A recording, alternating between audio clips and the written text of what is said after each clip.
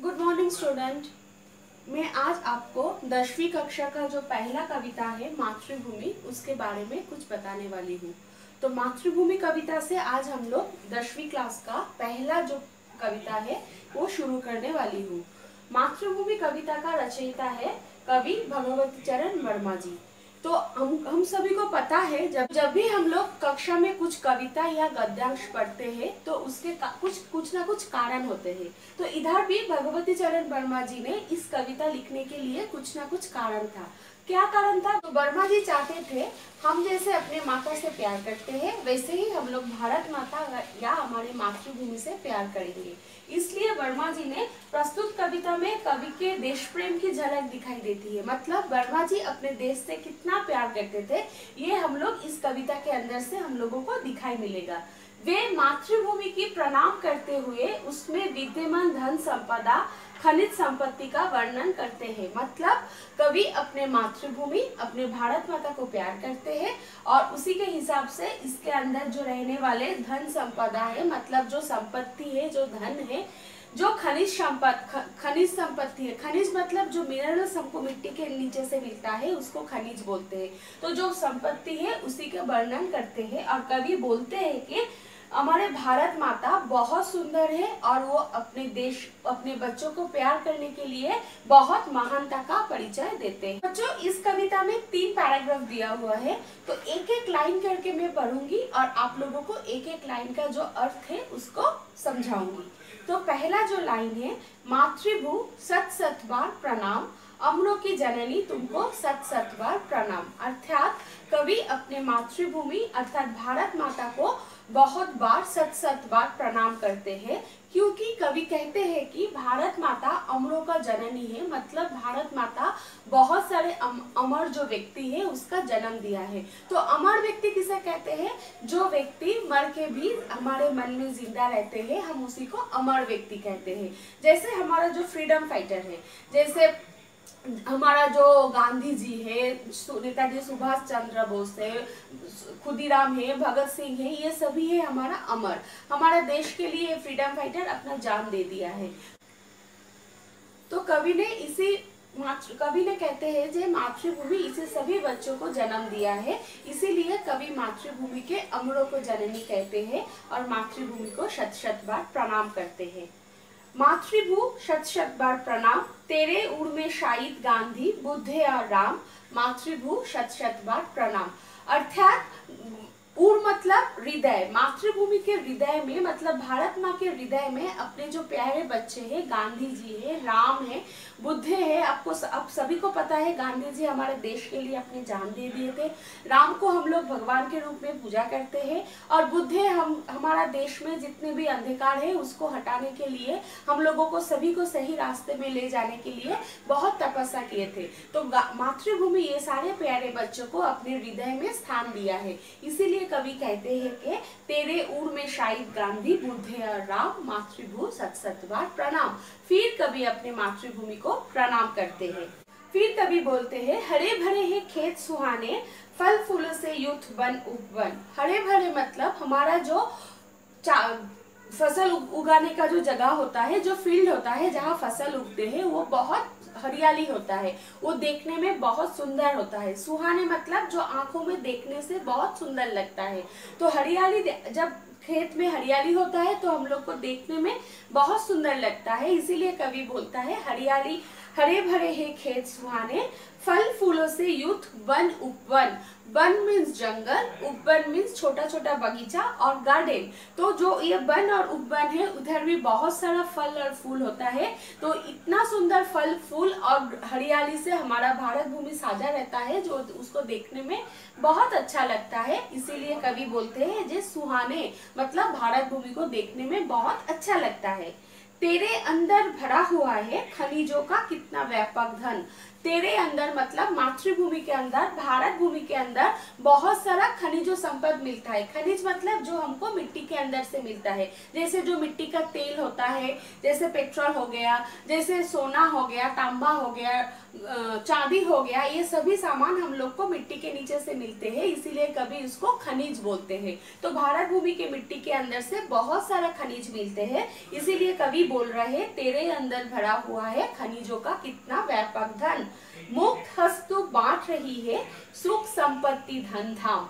मतलब हमारे भारत में जितने सारा सस्य है, जितने सारा खनिज संपद है, वो सारे चीजों को मातृभूमि अपने सारे बच्चों के अंदर, मतलब भारत में जो रहने वाले आदमी होता है, भारत का जो नागरिक होता है, मातृभूमि वो सारा सामान सब बच्चों के अंदर इक्वली डिस्ट्रीब्यूट करते हैं। कभी भी भारत देने के पहले मातृभूमि ये नहीं सोचता है कि ये बच्चा गरीब है, ये बच्चा अमीर है, ये पराया देश से आया हुआ है, ये हमारा देश में रहने वाले हैं, क्या ये गोरा है, ये काला है। माँ ऐसे कभी भी नहीं सोचता है। जैसे हमारा घर में माँ जब खाना देता है सभी बच्चों को इक्वली खाना देते हैं, वैसे ही मातृभूमि जब अपना सामान सभी के अंदर बांटते हैं तो मुक्त हस्ते बांटते हैं। कभी भी कुछ भी देने से उसको दिक्कत नहीं होता है, दुख नहीं होता है। जितना भी सामान उसके पास रहता है सारा सामान वो अपने नागरिक के अंदर इक्वली डिस्ट्रीब्यूट कर देते हैं। इसीलिए कवि इधर बोलते हैं मुक्त हस्त से बांट रही है सुख संपत्ति धन धाम।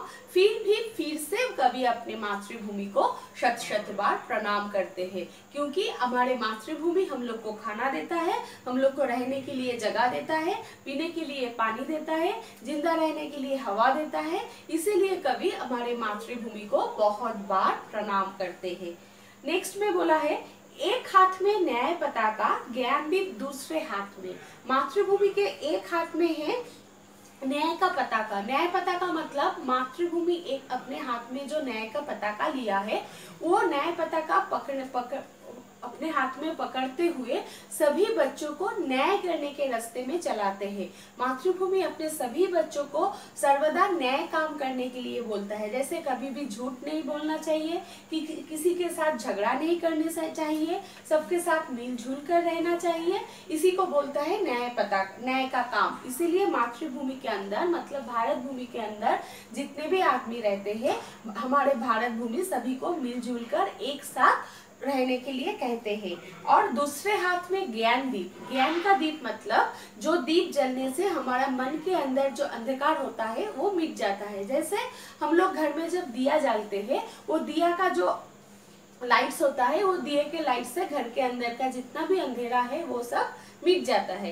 वैसे ही भारत माता और हमारा मातृभूमि अपने हाथ में न्याय का दीप लेकर सभी देश में होने वाले जितने भी अंधेरे हैं, जितना भी बुरा काम होता है, सभी को मिटाते हैं। इसीलिए कवि इधर कहते हैं कि एक हाथ में न्याय पताका और ज्ञान दीप दूसरे हाथ में।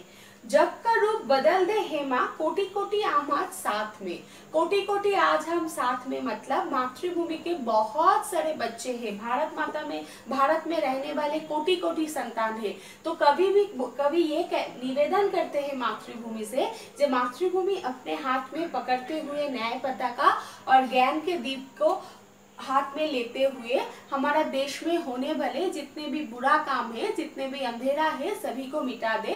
पूरे भारत में एक जैसा वातावरण तैयार करें, अर्थात कोई भी ऊंच नीच, काला गोरा, गरीब आदमी, बुरा आदमी, छोटा आदमी ऐसे भेद विभाग नहीं करते हुए सभी के अंदर एक ही नए पताका लगाते हुए और ज्ञान दीप जालते हुए भारत को सही रास्ते में लेते चलना चाहिए।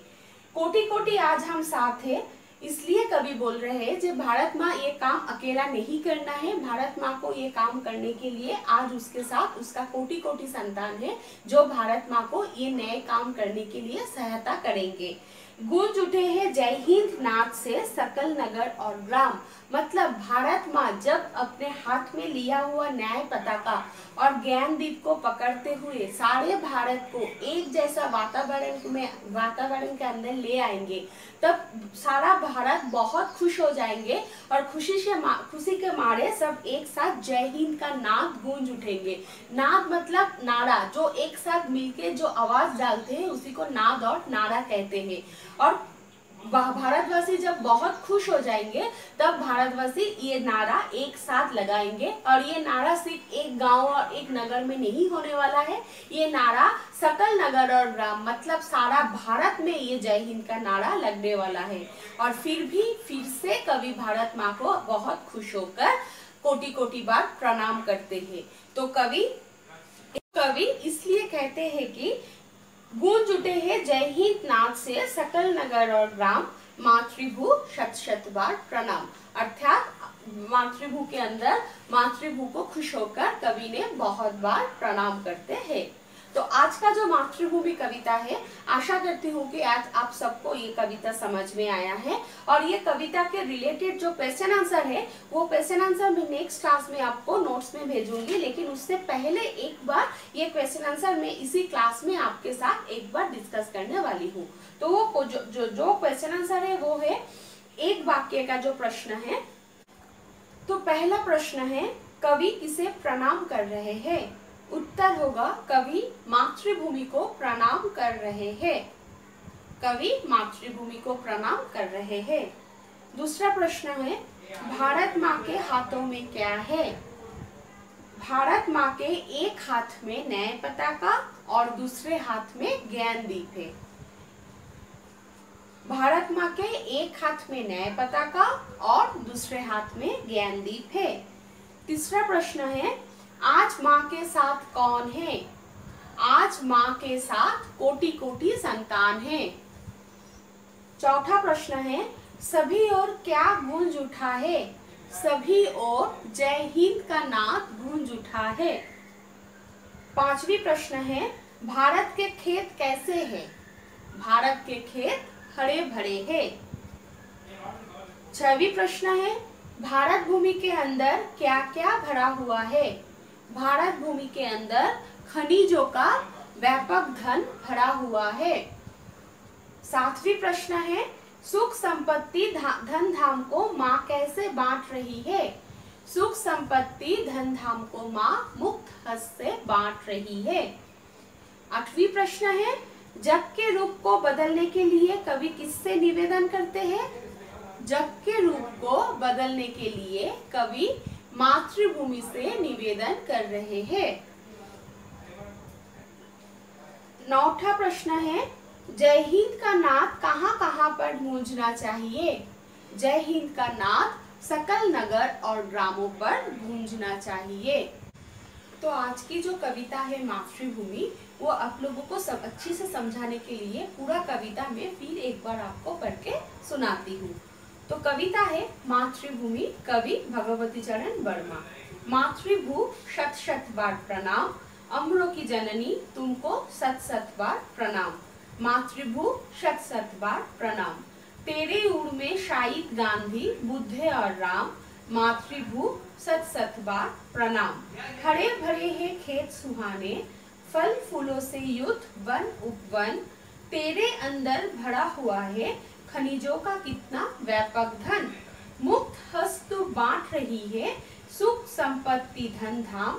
मातृभू शत शत बार प्रणाम, एक हाथ में न्याय पताका ज्ञानदीप दूसरे हाथ में।